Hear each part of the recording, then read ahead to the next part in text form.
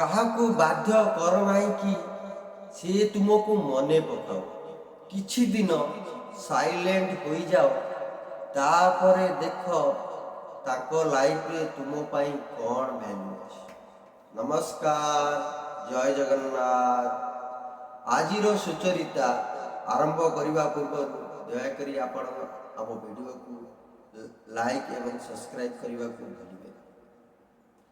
ଆଜିକାଲି ଦୁନିଆରେ ଖୋଲା ବହି ହୁଅ ନାହିଁ, କାରଣ ଏଇଟା ଟାଇମ୍ ପାସ୍ ଦୁନିଆ। ଏଠି ସବୁ ପଢ଼ି ସାରିବା ପରେ ଫୋପାଡ଼ି ଦେବାକୁ ଲୋକ ପସନ୍ଦ କରନ୍ତି। ନା ଅସ୍ତ୍ର ଦ୍ୱାରା ମିଳିଥାଏ, ନା ଅଧିକାର ଦ୍ୱାରା ମିଳିଥାଏ। ହୃଦୟର ସ୍ଥାନ କେବଳ ଆମ ବ୍ୟବହାର ଦ୍ୱାରା ହିଁ ମିଳିଥାଏ। ଯାହାକୁ ଈଶ୍ୱର ରଖନ୍ତି ତାହାର କ୍ଷତି କିଏ କରିବ? ପବନ ଯେଉଁ ଦୀପ ଶିଖାକୁ ସୁରକ୍ଷା ଦେବ, ତାହାକୁ କିଏ ଲିଭାଏ?